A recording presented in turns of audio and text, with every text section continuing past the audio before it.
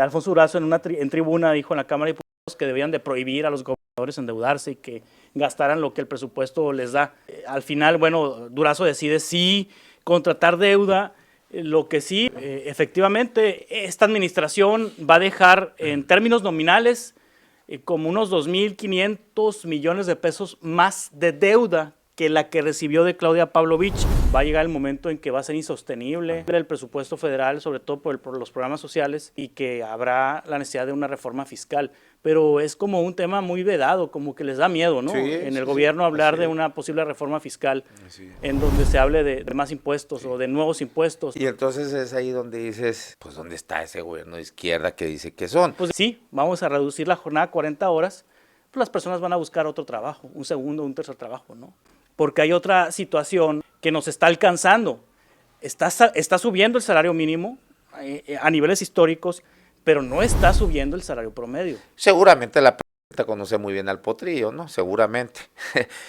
Es decir, por operación gestión o una atención a Dan Augusto. Entonces, ¿qué no estaba Lo que el pasa vato es que muy la jodido? presidenta le encarga a Dan Augusto López la salida de Alejandro Gertz Manero. Bueno, que opere ahí en el Sí, Senado, le ¿no? encargó la chamba, ¿no? ¿Qué afrenta? ¿Qué mal? Hasta falta de respeto para el gobernador.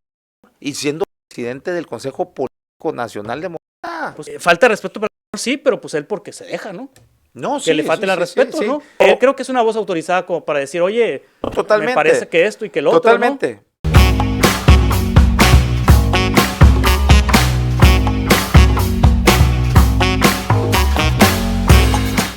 Bienvenidos a La Polaca con Aaron Tapia, el antro político donde lo único que no se degenera es la verdad, periodismo sin tapujos ni mordazas, viernes finolis y pues los temas a tratar es la llegada del Potrillo al Tribunal de Justicia Administrativa, el Potrillo Miguel Pompa Corella, exsecretario de Gobierno con Claudia Pavlovich, es decir, el 1 y el 2 del sexenio pasado ya están en la 4.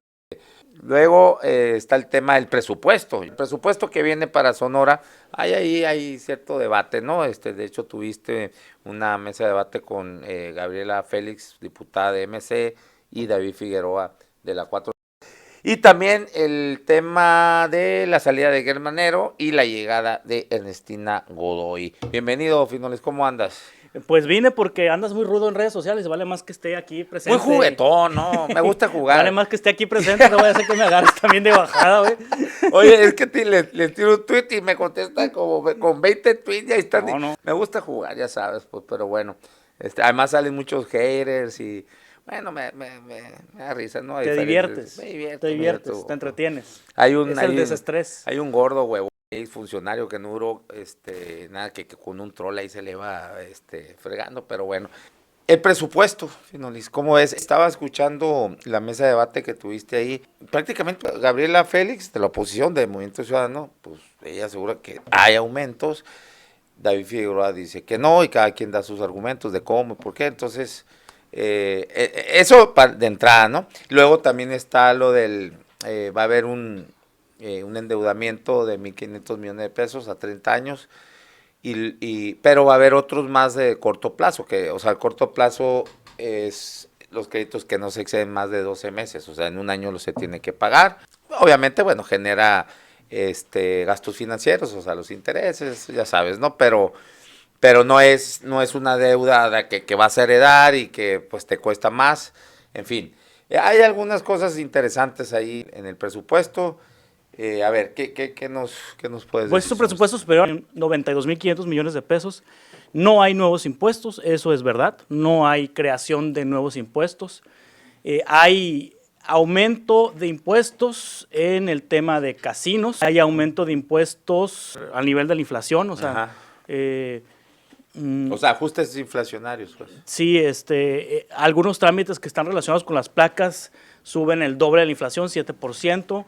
Pero en general la mayor parte de los servicios de gobierno, de las contribuciones para el gobierno del estado, de los impuestos estatales, no exceden el promedio de la inflación del año pasado, que fue el 3.8%, 3.8, 3.4, no recuerdo, 3.4, 3.8%. Gabriela Félix asevera que hay un incremento hasta del 20%. David Figueroa asevera que más bien el 20% de incremento es en la recaudación porque van a aumentar pues quieren aumentar el padrón de contribuyentes o el número, por ejemplo, en el caso de las placas, el número de vehículos que van a emplacarse. Y si es consistente el dato de las placas, está viendo una estadística de la AMDA, que es la Asociación Mexicana de Distribuidores de Automotores. Sonora ocupó en el último registro el primer lugar de ventas de vehículos nuevos, por ejemplo, ¿no? De vehículos financiados nuevos. Entonces sí hay... Primer lugar de venta. Me imagino. No, primer lugar de venta en todo el país. Más que Ciudad de México. Primer lugar de venta, sí. Primer lugar de venta en el país, en Sonora. Entonces, no sé, algo están calculando ahí que va a aumentar el padrón vehicular para problema de nosotros los hermosillenses, en el caso de Hermosillo, por el tráfico, ¿no? Por el tráfico tan tremendo que tenemos. Viene un endeudamiento de 1.500 millones de pesos que se aprobó también junto con este paquete económico a largo plazo. Vienen créditos a corto plazo, pero bueno, esos se tienen que liquidar antes de que culmine el año. O sea, son créditos a corto plazo de 12 meses. Hay un asunto preocupante a mí en lo particular. Y todo eso no sacan en esos créditos los que son de corto plazo. Eso es para cuando, los atorones, ¿no? Ajá. Los atorones financieros. La deuda a largo plazo de los 1.500 millones son para obra pública, lo cual pues no es malo, ¿no? Y además, si vemos el endeudamiento, si te vas para atrás con los otros gobiernos, pues iba así, ¿no? Y ahora, la verdad es que no han habido, yo creo que ha habido un manejo responsable en cuanto a eso de la deuda. Hay que analizar, ¿no? Porque no la deuda per se es que sea mala, sino que, espérate, a ver, ¿dónde? Por ejemplo, Hermosillo, que es el tercer municipio creo más endeudado de la República, pero dices, ¿y dónde ha quedado todo eso? Si la infraestructura cada vez lo vemos más jodida, pero bueno, en el caso habría que revisar bien, porque bueno, compadres, creo que puede haber mucha justificación en el sentido que hubo mucha obra emblemática y grande, ¿no? El acueducto, los estadios, bueno, en fin, aquí en Hermosillo que está tirado, por cierto, ¿no? Ahí seguía el Palacio, hombre, entre el Palacio y la Plaza Bicentenario. Ah, sí. La habían dejado muy bonita, ¿no? Bueno, hubo bastante obra, compadres, ¿no? Entonces, en esos casos hay que revisar, no porque veas una deuda, insisto, no por ser deuda es mala por sí misma, sino que, bueno, hay que revisar. En fin, en este caso, digo, me parece, y si se hace todo eso, que están ahí hablando de la carretera Aquino, ¿no? La 4 carriles. Sí, Bahía de Aquino. Algunas, ¿qué otras bien, obras? La Sauceda. La Sauceda. Bueno, varias obras. Si ese dinero se invierte bien ahí, pues digo, ¿por qué hacer la emoción? Porque, pero ya como que traemos en el chip, dicen, deuda. Y no hay mayor análisis de nada, ¿no? Y nos ponemos a criticar cuando hay que ver, ¿no?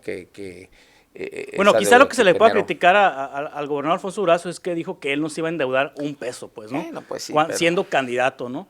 Y Oscar Cerrato hoy citaba una declaración de Durazo cuando fue diputado federal por Convergencia, ¿no? Movimiento Ciudadano antes, ¿no? Cuando MC era parte de la 4T, bueno, ni siquiera había 4T, ¿no? Era parte del PRD, ¿no? O sea, aliados del PRD, ¿no? En aquel entonces del López Obradorismo y del PT. Alfonso Durazo en tribuna dijo en la Cámara de Diputados que debían de prohibir a los gobernadores endeudarse y que gastaran lo que el presupuesto les da. Entonces, bueno, al final, bueno, Durazo decide sí contratar deuda. Lo que sí es que efectivamente esta administración va a dejar en términos nominales como unos 2.500 millones de pesos más de deuda que la que recibió de Claudia Pavlovich. Bueno, hace ahí un juego de números, Omar del Valle, en donde asevera que esos 2.500 millones de pesos nominales que van a dejar más de deuda en comparación con lo que recibieron, comparando el valor de los pesos de 2021 con el valor de los pesos de 2027, pues en términos reales va a ser menos deuda. Pero bueno, eso es muy difícil de explicar y que las personas lo entendamos.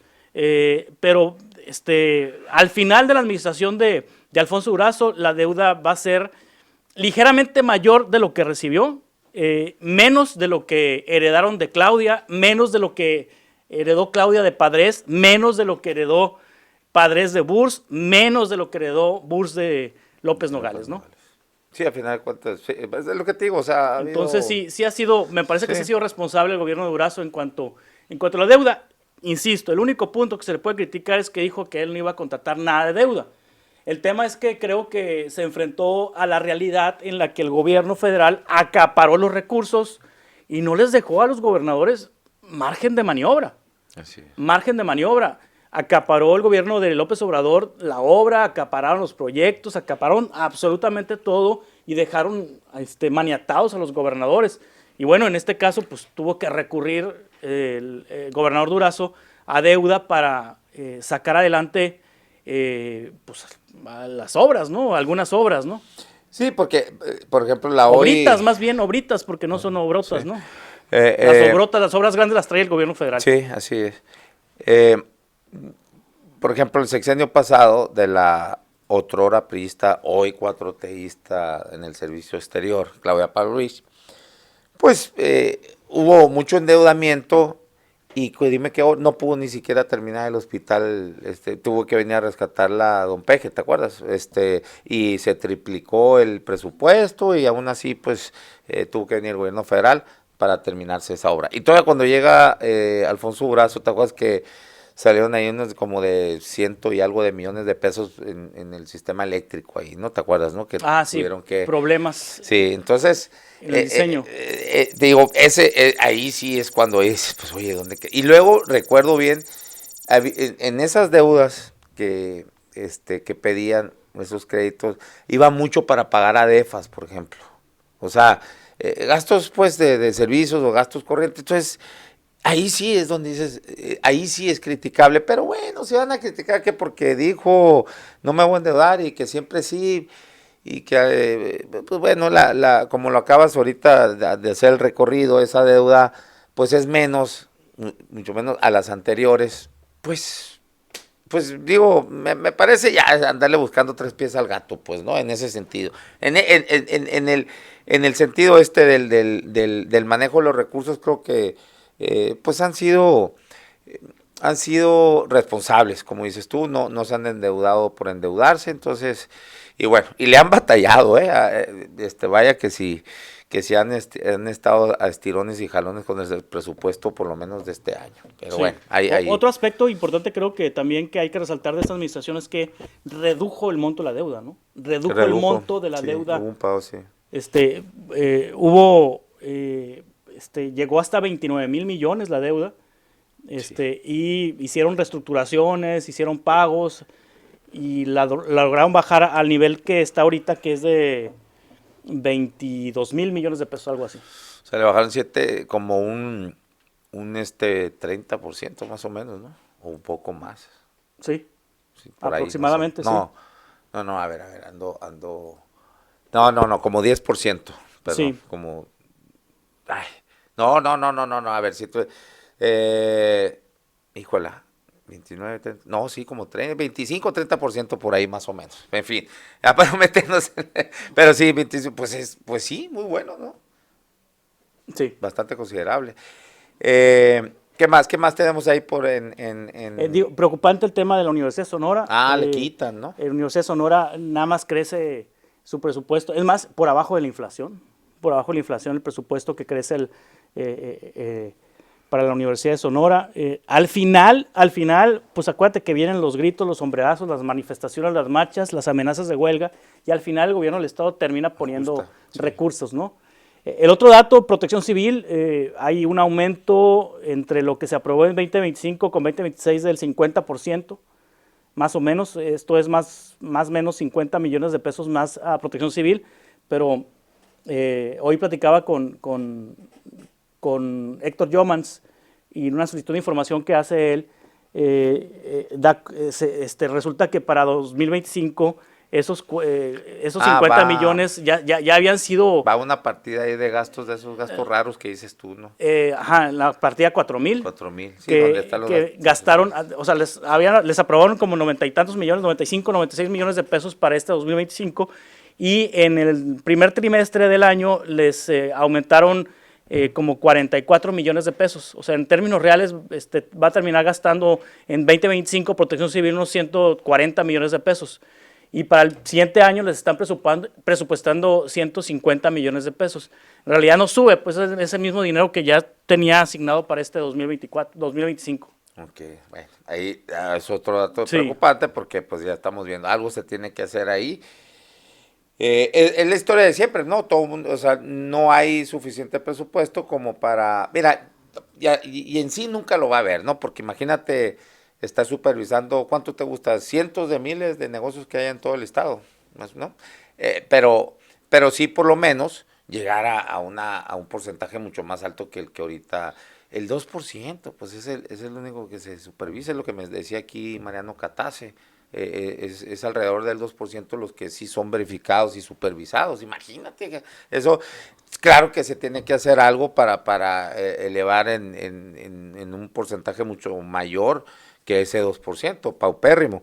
Y entonces el presupuesto que se le aumente, pues no va hacia la supervisión, ¿no? Ni capacitación, ni profesionalización de los inspectores, ni la contratación, creo, ¿no? Tampoco de más de personal que tenga que ver con la inspección. Entonces, pues habrá, a ver, no sé, no sé si lo tenga visualizado si el gobernador o si quien hizo el presupuesto, no sé, pero me parece que tendría que prestar atención ahí el gobernador y hacer los ajustes pertinentes, ¿no? De hacia dónde va esa...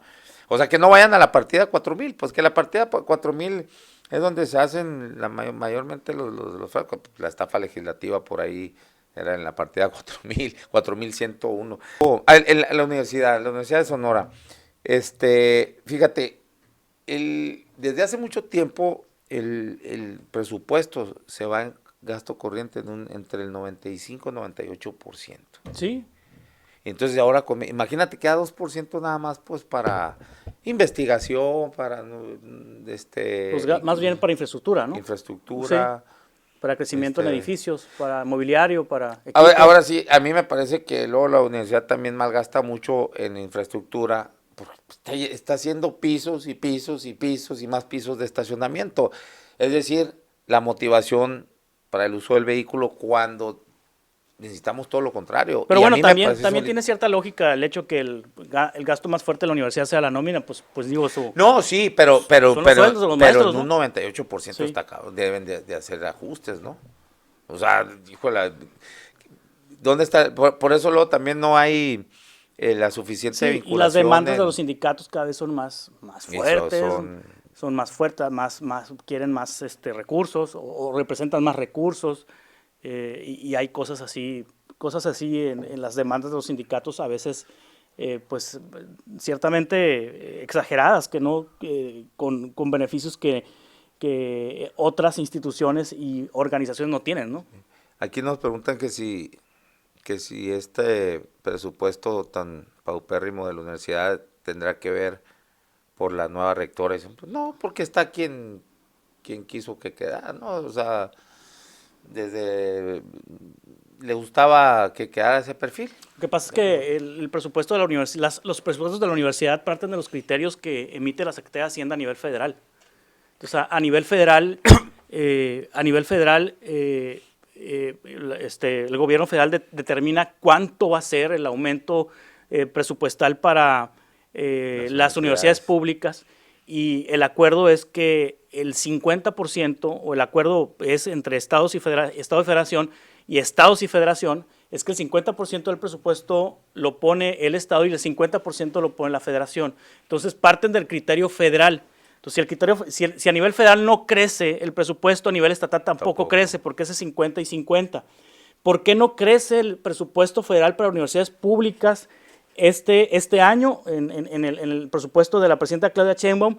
Porque la mayor parte del dinero del presupuesto para universidades se va a las universidades del propio gobierno federal, las que creó López Sí. Obrador, las universidades Benito Juárez, o Benito no sé cómo se Juárez, llaman, ¿no? sí. Tienen nombres ahí medio distintos. Y entonces le están metiendo más lana a esas universidades que la 4T creó, sacrificando a las universidades de los estados. Ok, entonces de ahí viene Sí, el de hecho hubo problema una reunión, la presidenta reúne a todos los rectores del país,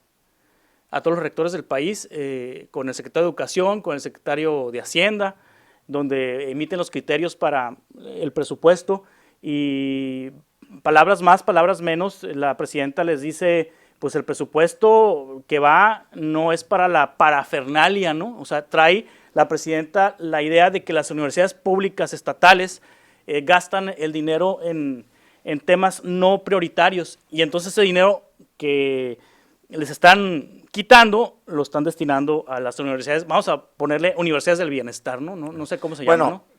creo que está mal dicho quitando, ¿no? Porque no le pueden dar menos de lo que le dieron un año antes. No, sí pueden. No, Ah, no, pero bueno, en términos reales sí se puede. ok. En términos reales sí se puede, ¿no? O sea, no Por la les dan de inflación, menos, dices, ajá, sí. les están dando menos de la inflación. Así Les es. están dando por la mitad de la inflación. Sí, sí, porque no es como que en números totales, pues si Sí, te dieron 1,000 millones de pesos, pues no al siguiente año no te pueden dar pero 800. el valor del pues, dinero ¿no? es distinto, pues. Exacto, sí. Te alcanza para menos, pues. Sí, así es. O sea, sí, sí, sí, no. Pero mucha gente es que luego después creen que son recortes así en números totales, pues, ¿no? Sí. Y no es así. Pero bueno, por debajo de la inflación, pues bueno, pues sí, preocupante. ¿Qué más? A ver, yo creo que sí debería haber algunos impuestos, ¿no? Aumento en algunos impuestos, porque, a ver, nos estamos acostumbrados también a esto. México es de los que menos recauda, pues, y es un problema que trae, si por algo no hay dinero en los gobiernos, ¿no? Y traen un problemón de una deuda que, a ver si no se les hace una bola de nieve, que bueno, muchos, pues, de los especialistas en temas económicos, pues dicen que eso está sucediendo, ¿no? Que la bola de nieve que se está haciendo en el gobierno federal. Y, y hace mucho que se habla y también los mismos especialistas, y sobre todo con más visión de izquierda, pues hablan de que tiene que haber una reforma fiscal progresiva, ¿no? Que pague más el que más tiene, porque en realidad los grandes millonarios y así ni así pagan, fíjate como el sátrapa de Salinas Pliego. Pues en realidad, o sea, per cápita, pues pagan menos que nosotros, la clase media. Pues la clase media es donde recae todo el peso fiscal. Y arriba, pues, tiene que haber impuestos progresivos, que pague más, el que más, incluso, pues ahí está en debate, ¿no? El impuesto a la herencia, todo esto. Porque si no, pues ¿de dónde van a sacar recursos? La apuesta que le ha hecho la presidenta es a que ampliar pues el número de contribuyentes, ¿no? Y que paguen los que tienen que pagar para no crear nuevos impuestos. Pero sí hay economistas que aseveran que va a llegar el momento en que va a ser insostenible el presupuesto federal, sobre todo por los programas sociales, y que habrá la necesidad de una reforma fiscal. Pero es como un tema muy vedado, como que les da miedo, ¿no? Sí, en el sí, gobierno sí, hablar así de es. una posible reforma fiscal Es. en donde se hable de más impuestos o de nuevos impuestos o de esto que Sí. dices tú, que paguen más los que tienen más. Y entonces es ahí donde dices, o por lo menos yo digo, pues ¿dónde está ese gobierno de izquierda que dice que son? Pues de alguna manera, no sé ¿O dónde los se dejaron economistas lo podrán clarificar, pero tal vez las reformas laborales de alguna manera son reformas fiscales. Digo, igual estoy diciendo una babosada, pero si Pues sí, hablamos, pero ahí le agarras parejo, le pegas a todos. si hablamos de que hay un aumento al salario mínimo, que había un aumento sostenido del salario mínimo de 2019 a la fecha, que hay un aumento en las prestaciones laborales, que hay un aumento, bueno, que viene la reducción de la jornada laboral de 48 a 40 horas a partir del año 2027, de alguna manera va a ser progresiva, ¿no? estamos pues, observando que las empresas tendrán que gastar más o invertir más para poder soportar estos aumentos y para poder soportar estas nuevas prestaciones, y lo que significa también cuando aumenta el mínimo, pues aumenta la cotización, ante el IMSS, y también aumenta lo que van a pagar de ISR por el tema de los propios empleados que van a contribuir a partir de lo que les descuentan de su sueldo. Entonces, de alguna manera, no sé si de manera indirecta, eso representa una especie de reforma fiscal porque significa, sí, mayores ingresos para los trabajadores, mayor gasto de las empresas y entonces mayor contribución al Estado, ¿no? Al SAT. Bueno, sí, vamos a tomarlo en esos términos, que sea una reforma fiscal disfrazada de laboral, sí, o en que en términos reales signifique también una reforma fiscal, pues, ¿no? Pero el problema es que aquí es extendido, ¿no? O sea, todo mundo va a pagar, desde el chiquito, el micro, mediano y los grandes. Yo hablo de reformas progresivas donde le cobres, o sea, vuelve otra vez la micro. Si de por sí no hay apoyos para la micro y mediana empresa, sí. Entonces, con esos gastos que vienen también de las jornadas laborales, muchos van a tener que invertir en tecnología, por ejemplo, ¿no? Para automatizar algo, porque ya no vas a tener, en lugar de tener los 6 días. O se van a la informalidad, ¿no? O se van a la informalidad. O se van a la informalidad. Sí. A ver, yo creo que me parece bien el recorte de horarios de trabajo. Yo creo que pues México está como una isla, eso en el mundo está, así va la cosa, ¿no? Porque están viendo que también hay que tener mayor calidad de vida, porque también eso te va a costar menos al sector salud. Aunque la realidad lo que va a terminar pasando, Aarón, es que sí, vamos a reducir la jornada a 40 horas, pues las personas van a buscar otro trabajo, un segundo, un tercer trabajo, ¿no? Porque hay otra situación que nos está alcanzando. Está subiendo el salario mínimo a niveles históricos, y sí, era una vergüenza el salario mínimo de México comparado con otras naciones del mundo, pero no está subiendo el salario promedio. A ver, ¿cómo? Es decir, el salario promedio del mexicano, cuando sube el mínimo, pues sube para los que ganan nada más el mínimo, pero no sube para los que ganan más del mínimo, y puede ser 1.2, 1.3, 1.5 el salario mínimo. Entonces, si el salario promedio en México es de 13,000, 14,000 pesos, esos 13,000, 14,000 pesos se quedan paralizados, y no va a subir el próximo año. Sí va a subir el mínimo de 8,500 a 9,500, una cosa así. Entonces estamos ante un fenómeno en donde el mínimo ya está por alcanzar el promedio. Y entonces, ¿qué está pasando? Se está estancando el salario promedio del país, mientras los productos y los servicios y el costo de vida va aumentando. ¿Qué va a pasar? Que las personas clase media, o las personas que ganan por encima del salario mínimo, 2, 3, 4 salarios mínimos al mes, van a empezar a perder su capacidad de compra, y se va a empezar a estancar el salario, de tal manera que vamos a ver pobreza laboral, o precariedad laboral. Entonces, el siguiente tema... Bueno, eso si no crece la economía, ¿no? Y que no se ve que no está creciendo la economía. No se ve. Entonces, el siguiente tema para la 4T y para el gobierno es, a ver, sí, está bien, qué bueno que subas el mínimo. Sí, porque pero el promedio, ¿cuándo?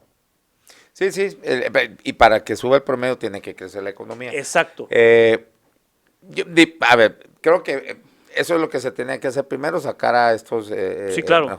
Pero sí, yo... Es el siguiente tema, y aquí lo hemos manejado varias veces en mesas, aquí el programa, que pues ya la 4T tiene que empezar a ver cómo crece la economía, porque yo pensaba que ya había llegado a su tope lo del salario mínimo, y lo vuelven a aumentar, y buen aumento, pero si no está creciendo la economía, ¿cómo cómo va a seguir creciendo? Yo creo que va a ser el último de 2 dígitos. Pues es que sí. Yo creo que va a ser el último aumento de 2 dígitos. Se tiene que buscar cómo recaudar más para que los gobiernos tengan, porque si no, la infraestructura se te va a venir abajo, ¿no? De por sí hay déficit en inversión de vías, de las carreteras, pues, sí, ¿no? De instalaciones eléctricas, de agua. O sea, es un pinche problema que si no recaudas más, porque México es el que menos recauda en Latinoamérica y uno de los que menos recauda en el mundo, de la de la OCDE, pues ni se diga, ¿no? Es el último también. Entonces, que este gobierno recauda mejor, ¿eh? No, sí, y desde el pasado Sí. ha estado recaudando mejor, sí, sí. pero no es suficiente. Claro. Tiene que haber reforma fiscal progresiva, que paguen los que más tienen, lo madre que se enojen, o sea, pero eso tiene que ser. O sea, si quieres, a ver, y si eres un gobierno de izquierda, que te asumes de izquierda, que yo insisto, yo no veo mucho, y que ya el neoliberalismo es mentira, si siguen mismas prácticas neoliberales, hombre. Sí, que le han puesto algunos cerquillos, es más, así te lo pongo, y está bien, porque no todo lo neoliberal tampoco. No me voy a poner aquí como nuestro amigo bigotón malhumorado, de que, ¿no? Ve negro y blanco, ¿no? Hay cosas buenas del neoliberalismo, y es más, los programas sociales de la 4T es lo más neoliberal que puede haber, porque es directa, transferencia directa, es lo que decía Milton Friedman, hay que incorporar al pobre al mercado, ¿no? ¿Cómo? Con transferencia directa, nada que guarderías y que no, dale la lana para que luego vaya y también ahí acabe en el consumo, pues, ¿no? Entonces, lo que decías, fíjate, yo me acordé ahorita que dijiste que luego vamos a empezar a buscar otro trabajo, porque vas a tener más tiempo libre. Tú recordarás cuando se hizo famoso José Mujica en aquel discurso en Río de Janeiro, era una convención sobre el cambio climático, todo esto, y pues mucho tiene que ver el consumismo. Y si te acuerdas, ¿no? Excepcional ese discurso. Y él dijo, nosotros luchamos desde nuestra lucha era para reducir las jornadas laborales, llegamos a ser gobiernos. Acuérdate que él era guerrillero, ¿no? Sí, de los bueno, le pegó un balazo en la nalga, otro en la pie, estuvo encerrado como 12 años. Ay, un hombre excepcional José Mujica. ¿Y qué pasó? Dijo que de repente pues empezaron a buscar otro trabajo porque había que pagar la motonetita, el telefonito, y que no, ya sé. Pues él estaba hablando del consumismo, pues. Claro. Y ese es otra cuestión que si no cambiamos ese sistema consumista, pues nos ha estado causando muchos estragos. Entonces es una cuestión muy, muy elevada, ¿no? No, Pero, si ahorita con 48 horas a la semana las personas tienen 2 trabajos. Sí, así es. Con 40, pues vamos a tener 3, ¿no? Sí. Vamos para allá. Ahora, el potrillo. Otro. Pues digo, no es novedad, ¿no?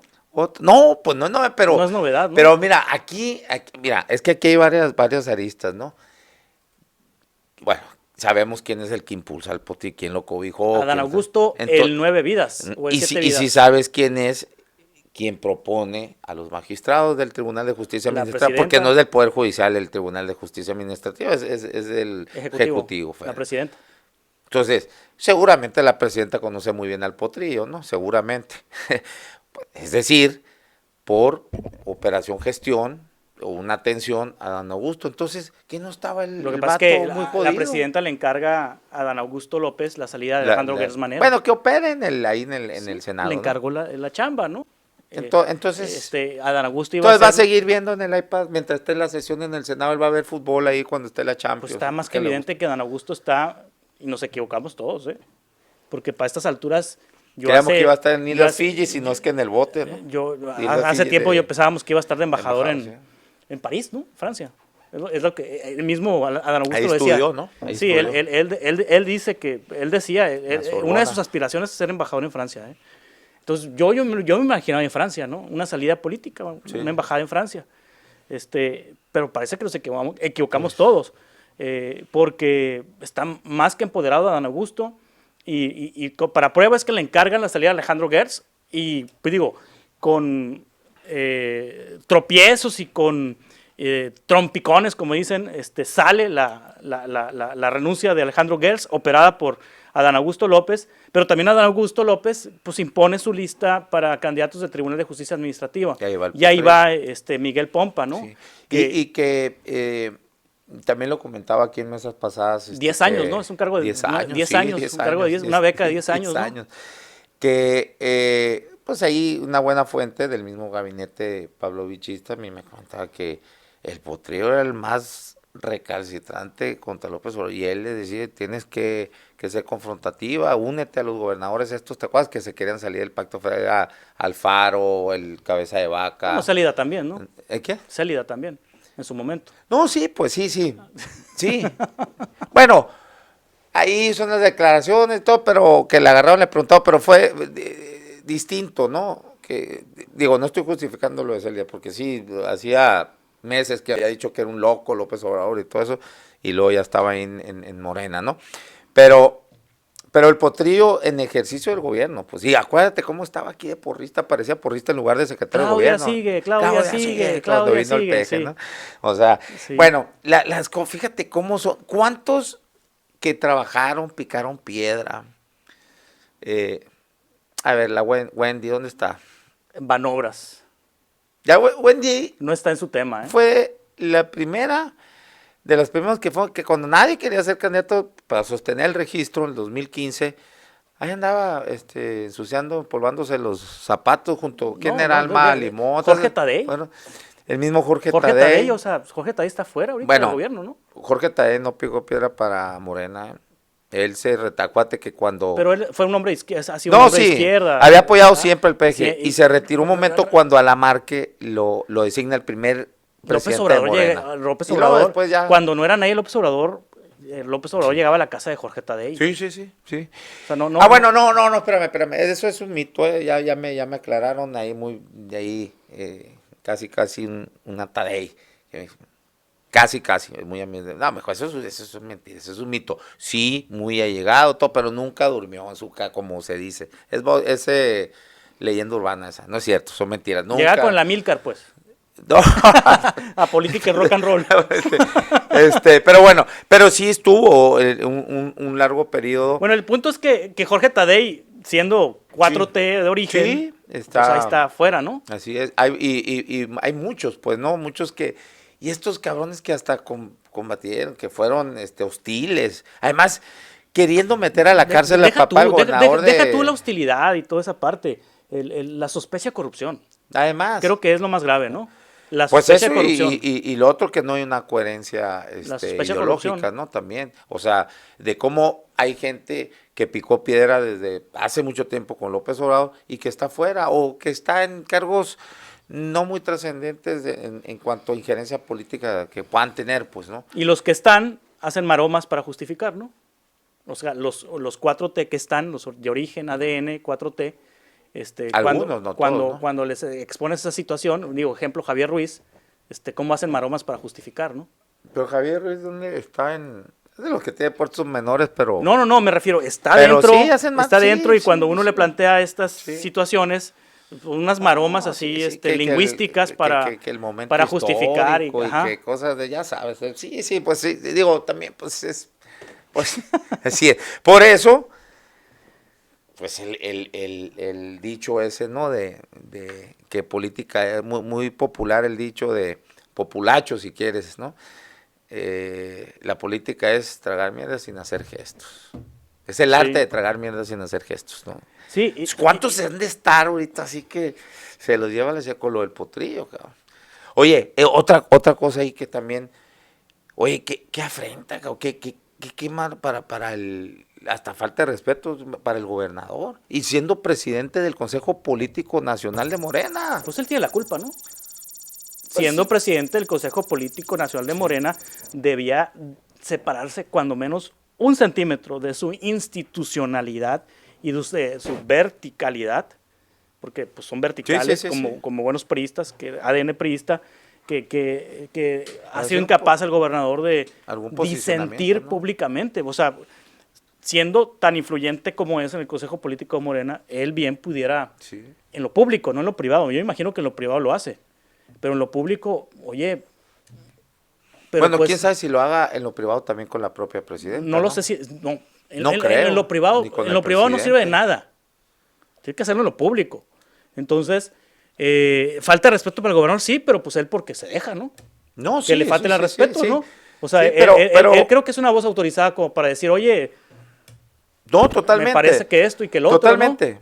Pero seguimos hablando de las incongruencias. Igual estas. cuando llegó Pavlovich, pues debió haber fijado un posicionamiento de... Porque, a ver, ¿tú crees que a Claudia no le entreguen, a la presidenta, pues, o presidente en turno, que no les entreguen a quien les están proponiendo y le digan, mira, esta sí, esa fue acá y allá y allá, y que no venga ahí la ficha y lo que trató de hacer aquí con el padre del hoy gobernador en ese entonces. Pues lo que pasa es que me imagino que el contexto nacional Sonora debe ser un No, yo sé que no pinta. un asunto que debe estar en la prioridad número 1557, ¿no? representa. En la prioridad 1557, Sí, pues, ¿no? pero tienes un gobernador que es el presidente del Consejo Nacional y que tiene su parte ahí. Que la presidenta sabe que es hiperinstitucional, que no la va a hacer de tos. Bueno, por eso. Entonces de eso se aprovechan. Entonces, pero hay una incongruencia ideológica. Como dicen, entre más te agachas, más te lo ven. Política, pues, ¿no? Y todo lo que tú quieras. Pues sí, es que. Entre más te agachas, más te lo ven. Sí. Pero esa parte, Juan Carlos, no por eso se va a justificar que permitan que lleguen ese tipo de personajes que no tienen nada que ver con lo que pregonan. A mí me parece que más que una afrenta y una falta de respeto al gobernador, es una falta de respeto al electorado. Además. Es una falta de respeto al electorado que en 2018 votó por el presidente López Obrador. Es una falta de respeto al electorado que en el 2021 eligió a Alfonso Durazo en lugar de Ernesto Gándara, o sea, eligió el cambio en lugar de la continuidad. Es una falta de respeto para los electores que en 2024 votaron por los legisladores de Morena en lugar de los legisladores del PRIAN. Es una falta de respeto para el electorado. El electorado dio un mandato muy claro en el 18, lo refrendó en el 21, lo refrendó nuevamente en el 24. Entonces, y está muy claro el mandato, no quiere nada con el PRIAN, no quería nada con el PRIAN. Entonces, me parece que es una falta de respeto al electorado que Morena encubra, porque es encubrimiento, a esos personajes que el electorado rechazó de una manera contundente en las urnas en 2021, porque rechazó al Maloro y el Maloro ahí está. Rechazó a Miguel Pompa a través de la derrota del PRI en Sonora y Miguel Pompa ahí está. Rechazó a Pavlovich al no refrendar la gubernatura para el PRI en el 2021 y Pavlovich ahí está. Y así te vas estado por estado. Entonces me parece que es una falta de respeto para el electorado.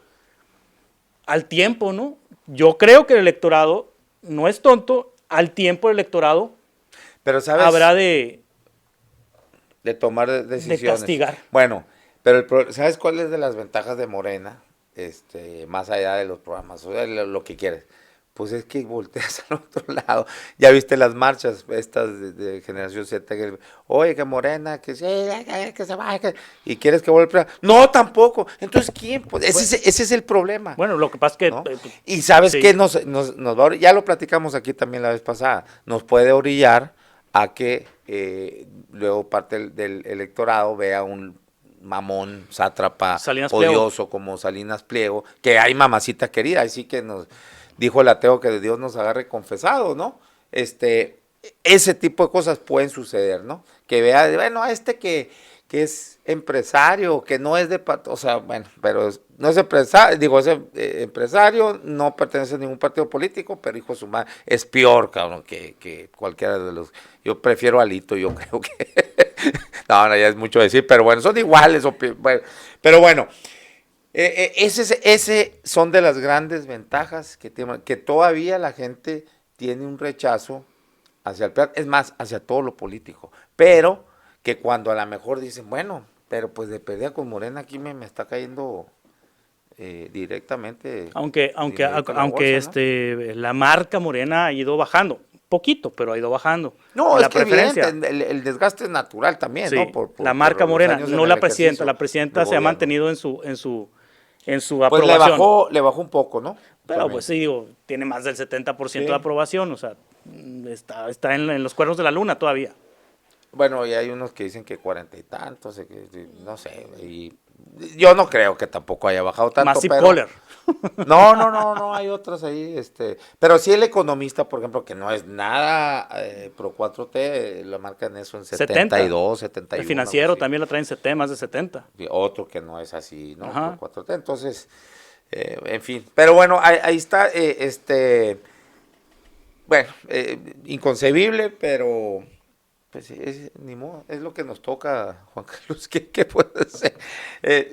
Me pareció excelente tu reflexión en cuanto a esa falta de respeto al electorado, ¿no? Que no quiso nada, y de repente otra vez ahí los estás viendo otra vez ahí, cabrón. O sea, lo que combatieron y lo que uno se los compró para que esos cabrones se fueran, que no volvían, palo, ahí está. Sí, Bueno, de alguna manera Heriberto Aguilar él hizo un posicionamiento, la otra senadora por la Ciudad de México, casada con un sonorense, Guadalupe, ahorita me acuerdo su apellido, también hizo un posicionamiento muy interesante. Lorena Valles casualmente no fue a la sesión ese día, ¿verdad? No, si fue, aquí lo explicaba David, había una comparecencia en su comisión, De la Secretaría de Bienestar o algo así. no sé de quién, pero y que ella estuvo en esa comparecencia.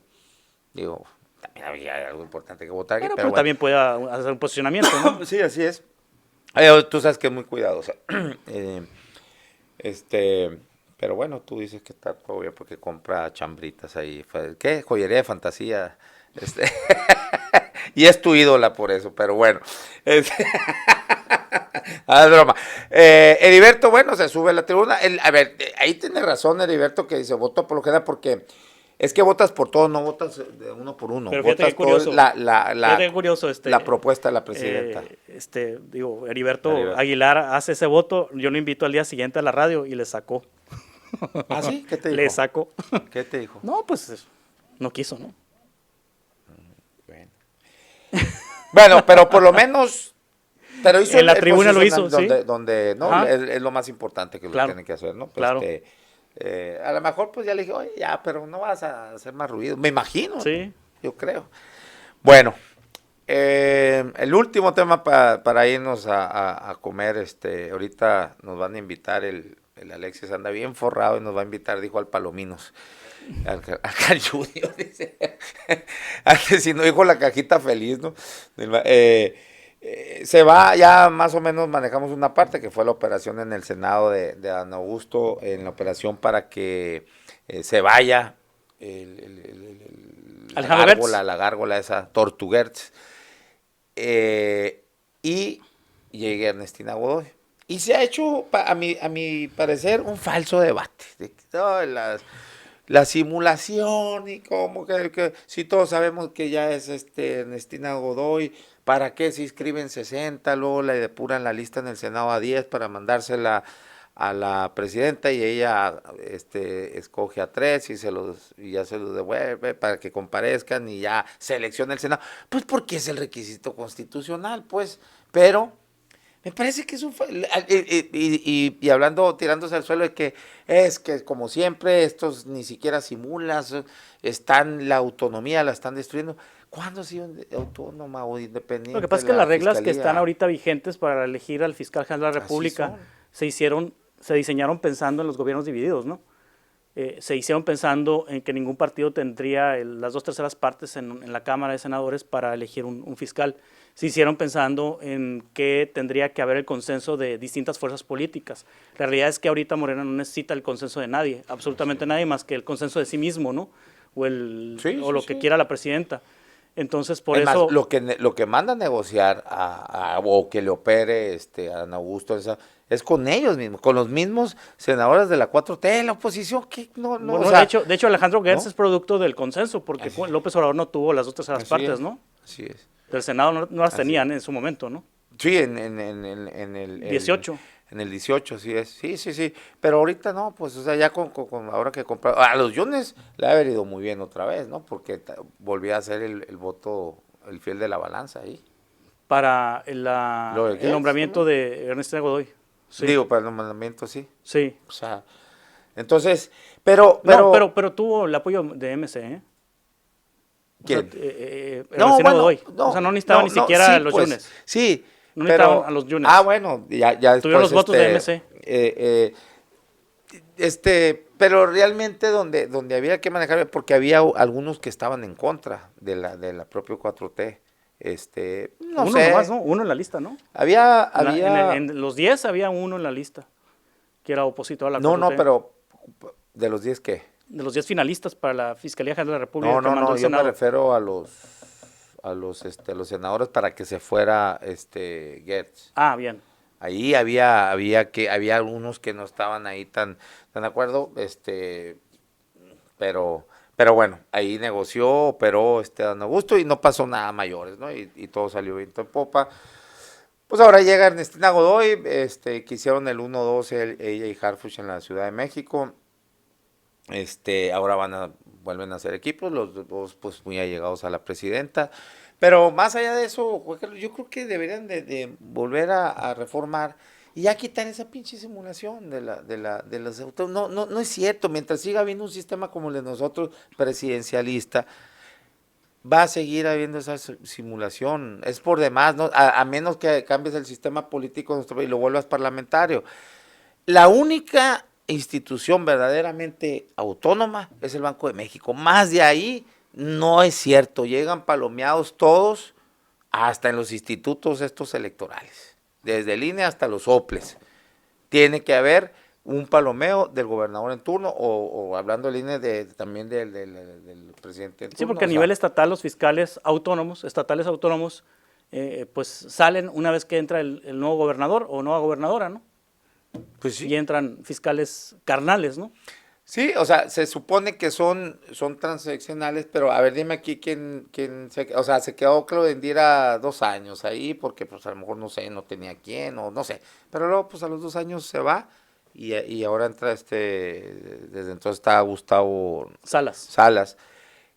Pasó lo mismo cuando Padres se queda. Pero ahí no era autónoma, ¿no? No era autónoma, es cierto. Era Procuraduría Sí, General de Justicia, dependiente del Ejecutivo, ¿no? Así es. Sí. Ahí era directo del Ejecutivo. O sea, ahí era la regla que tú dices sí. que debe volver, que le respondan directamente al Ejecutivo y que el Ejecutivo sea el que nombre, ¿no? Así es. Además, que le habían puesto el componente aquí en Sonora de que era una propuesta del Consejo Ciudadano, ¿te acuerdas? De Seguridad Pública. Que el Consejo Ciudadano de Seguridad Pública le proponía al gobernador una terna y la terna... Una vez cuando le preguntaste tú a Marco Paz, que es el vocero, ¿no? Los consejos ciudadanos, sí. Del Consejo Ciudadano, oye, ¿cómo le hacen ustedes para pensar igual que el gobernador en turno? Porque siempre llega el que el gobernador quiere, pues, ¿no? Y todavía se ofendió, que eres muy injusto, hacemos un trabajo muy ¿cuál? O sea, serio que llegue, que escojan a María Dolores. Es que los textos o sea, de las reglas son impolutos, son maravillosos, ¿no? Sí, el texto constitucional de la autonomía de la Fiscalía y de las Fiscalías estatales, pues suena muy bonito, se ve muy bonito. Bueno, luego cuando había esa regla de que el Consejo Ciudadano proponía la terna y que el Ejecutivo elegía, también es muy bonito, pero en la práctica, bueno, los gobernadores son los que terminan nombrando a los fiscales. Para que veas que aquí todos simulan, que es que los políticos, si los políticos no nos los mandan de Marte, pues si salen de una sociedad aquí y meten los ciudadanos, que se supone que pues no hasta tienen, más caro sale, fíjate, pues, hasta más caro sale con esto la autonomía, porque en estados donde los gobernadores no tienen los votos suficientes en el Congreso, terminan comprando a legisladores de oposición, como fue con Pavlovich cuando llegó Morena. La 4T terminó comprando con la estafa legislativa. Pues. Terminó comprando a los legisladores de la 4T, ¿no? Así es. Es lo que te digo, las simulaciones nos salen más caras. Y no, o sea, es un pinche, son más mentales esto de andar queriendo pensar en que sí podemos en estos momentos instaurar una fiscalía autónoma o independiente. No es cierto, y se deben de repensar muchas cosas ahí. Porque si verdaderamente queremos autonomías o independencias, instancias del Estado que sean independientes al Ejecutivo, entonces yo creo que se tiene que ir a mucho mayor profundidad y tratar de cambiar el sistema político de nuestro país, ¿no? Y que baje a los estados, volviéndolo como te digo, pues que se me viene a la mente, no es que esté diciendo que eso quiera o que sea mejor, no, habría que estudiarse, pero algo que es distinto a nuestro sistema es el parlamentario, que por cierto eso lo traía mucho Beltrones, ¿no? Sí, o gobiernos de coalición, algo así, que es diferente, ¿no? De coalición y parlamentario, son muy similares, pero tienen ahí sus diferencias, pero bueno. Entonces, a eso tendríamos que transitar si queremos ese tipo de instituciones. Pero la realidad ahorita es que no aplicaría, porque no hay oposición. Pues no se van a dar un balazo en el pie para no hay oposición. ¿sí? Entonces, creo que tiene que venir mucho también de la sociedad. Cuando se hizo la gran reforma política esta de electoral, bueno, de Reyes Heroles, Es porque venía una presión ya desde la sociedad, ya esos movimientos estudiantiles, movimientos de doctores, de los ferrocarrileros, bueno, todo eso había ya, empezaba a haber una efervescencia social, entonces lo que, pues, dicen, oye, fueron abriendo la válvula, abrir, pues, exactamente. abriendo la válvula. Que fíjate, no era tanto el problema económico, ¿no? Porque veníamos de un crecimiento, ¿te acuerdas del llamado milagro mexicano, en la docena de los Adolfo López Mateo, digo, Ruiz Cortines y luego Adolfo Mateos, y siguió la buena economía con el crecimiento hasta el 6% con el Díaz viejo Ordaz. feo, Díaz Ordaz. Ya Echeverría le empezó a pegar la mano porque empezó a haber mucho despedo, pero había una clase media bastante fortalecida. ¿Sabes qué es lo que me gusta de la película esta de... La trama no, está medio fadosona, pero Roma. Ah, sí. ¿Quién salía ahí? No vas a decir. Clotilde, bueno, lo que me gusta es que retrata muy bien el México de los 70, ¿no? Y como un doctor que trabajaba en el IMSS nada más, tenía su casa ahí en la Roma, clase media alta, su buen carro, y te mantenía ahí a, no sé cuánto pareció Opus Dei el cabrón, tenía una bola de chamacos, tenía dos trabajadoras domésticas, y todavía le salía para la casa chica, ¿no? ¿Te acuerdas que? También la serie esta de Fernando Gutiérrez Barrios, ¿no? También exacto. retrata esa época, ¿no? Maciosar, ¿cómo era? Un extraño enemigo. Un extraño enemigo. También retrata el México de esos años, ¿no? Que no era la cuestión tanto económica, sino de libertades políticas, democracia. Claro. Democracia era la palabra. Lo que se viene así de moda, ¿no? En los 70 era democracia, al principio de los 80, luego se viene de derechos humanos, y luego después se viene de los ciudadanos, ¿no? Que los vamos como inmaculando y creemos que si llegamos a un cierto nivel de esto, ya vamos a estar en otro mundo, y mira cómo son las cosas, ¿no? Pero en fin, no sé por qué te decía esto, bueno, por la reforma de Reyes Heroles, donde empiezan a abrirse, a democratizarse políticamente, y entonces empiezan a dar chance que lleguen las minorías, ¿no? La representación del... Por eso sería un error mandar a chingar a su madre las plurinominales. El problema es cómo los partidos otorgan esas porque son candidaturas. El siguiente pleito, también, ¿no? En febrero, ¿no? Sí. El siguiente pleito es ese. Y sí, a reforma electoral. Ahora sí, a toda madre la 4T, sí, hay que quitar las plurinominales. No, cabrón. Es un pilar de la democracia, las plurinominales, así ni modo como están de jodidas, que el problema es cómo las otorgan los partidos, que los partidos no hay tampoco democracia, y ya sabes cómo los Beltrones, ¿no? Por ejemplo, uno era senador, el otro era la hija diputada, y luego al siguiente se cruzaban, y puras pluris, ¿no? Puras pluris, hasta ahora que vino a competir aquí Mario Fabio.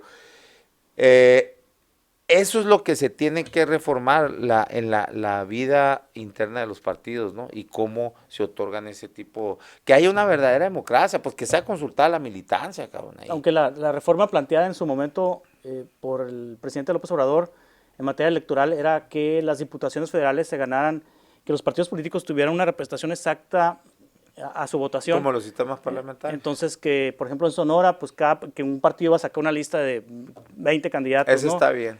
Y otro partido otros 20, y otros 20, y otros 20, y entonces según el porcentaje, ¿no? Se reparte. Así son los sistemas parlamentarios. Se reparte el número en Europa, el número de legisladores. Eso me parece y de alguna manera, pues es una representación más exacta de la votación que tienen los partidos políticos. Ilustra mucho mejor la preferencia del electorado. Si viene la reforma electoral, así tal vez sería una vía interesante, pero si es la desaparición de los pluris para que nada más entren los de mayoría, pues ahí sí. Ahí el presidente, lo que pasa que muy hábilmente, vago como es, jugaba con las palabras, ¿no? Porque como sabe que la gran mayoría de los ciudadanos de aquí, ahorita si sales a la calle y le preguntas a 10 que si quieren que eliminen las pluris, 11 te van a decir, 12 te van a decir que sí, cabrón, ¿no? Porque también, bueno, pues no conocen bien cómo es el sistema, y entonces jugando con eso dijo, vamos a desaparecer las pluris y ahora pero eso es plurinominal, claro. Precisamente. O sea, al contrario, ya no iba a haber diputaciones de mayoría, ¿cómo le llaman? De los que... Mayoría relativa. La mayoría, los que, mira pues, ¿cómo le llaman a los, se me fue el nombre, cómo le llaman a los que son votados? Primera minoría, No, pero son... De mayoría de diputados de mayoría. Uninominales, Sí. uninominales. Esos iban a salir, ya, y qué bueno, porque también ahí te ahorras una lana en andar gastando, dándoles para la campaña, y que, ¿no? Ya sabes, ya no, después no se vuelven a parar. Entonces, a mí me parece lo mejor eso que por el Pues si viene porcentaje. así, pues está bien, ¿no? Así es. Ajá. Bueno, pues muchas gracias, Finoles, y en paz descanse. Entonces, hay que ir, ni modo, a consolarnos con unos tragos para Sí, viendo por la los muerte polivoces. con los polivoces. Bueno, gracias. Gracias a todos ustedes por la conexión. Nos vemos y nos escuchamos el lunes a la 1 de la tarde acá en la radio, en La Polaca con Aarón Tapia. Gracias.